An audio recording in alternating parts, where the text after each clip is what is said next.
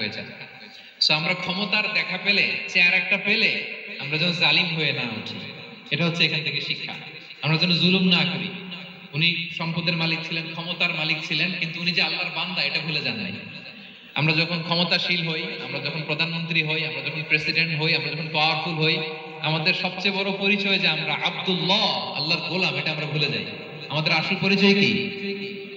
আমরা আল্লাহর গোলাম। আমরা যে আল্লাহর গোলাম, এই চিন্তাটা, এই সেন্সটা যদি আমাদের মাথায় থাকে, তাহলে ক্ষমতা আমাদেরকে দাম্ভিক বানাতে পারে না, আর ওই ক্ষমতা আমাদেরকে ফিতনায়ও ফেলবে না। তাহলে সম্মানিত সুধী, দাজ্জাল কয়টা জিনিস দিয়ে আমাদেরকে ফিতনায় ফেলবে? চারটা। দ্য ট্রায়াল অফ ফেইথ, ঈমানের পরীক্ষা; দ্য ট্রায়াল অফ ওয়েলথ, সম্পদ দিয়ে পরীক্ষা; দ্য ট্রায়াল অফ নলেজ, জ্ঞানের পরীক্ষা; দ্য ট্রায়াল অফ পাওয়ার, ক্ষমতার পরীক্ষা। আর ঈমানের পরীক্ষায় উত্তরণের জন্য আল্লাহ তাআলা আমাদেরকে সূরা আসহাবে কাহফের ঘটনা শুনিয়েছেন, যে 7 জন যুবক তারা তাদের ঈমানকে হেফাজত করেছিল।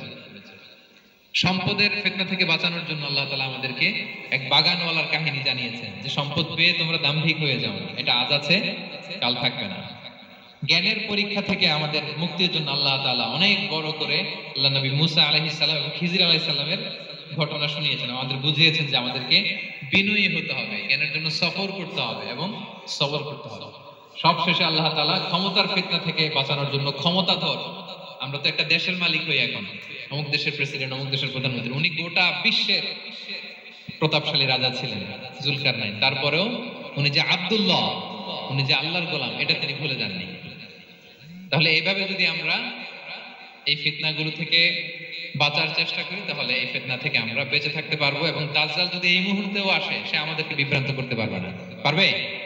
পারবে না ইনশাআল্লাহ। ইনশাআল্লাহ বলেন। আর ভবিষ্যতের সব কাজের আগে আমরা সবসময় কি বলবো? মনে থাকবে সবার? আল্লাহ তাআলা আমাদের সবাইকে কথাগুলো বোঝার ও আমল করার তৌফিক দান করুন। হাদা মা ইনদি ওয়াল ইলমু ইনদাল্লাহ আলাইহি তাওয়াক্কালতু ওয়া ইলাইহি উনীব। ওয়াসসালামু আলাইকুম ওয়া রাহমাতুল্লাহি তাআলা ওয়া বারাকাতুহু। সফর, তিন হচ্ছে সবর। আল্লাহ তাআলা আল্লাহর নবীকে তাওরাত দেওয়ার পরেও আরো ট্রেনিং সেশন করাইছেন খিজির আলাইহিস সালামের কাছে, যে যাও ওনার কাছে গেলে তুমি ছোট হবা, নত হবা। জ্ঞান যদি আমি নিতে চাই, আমাকে ছোট হইতে হবে।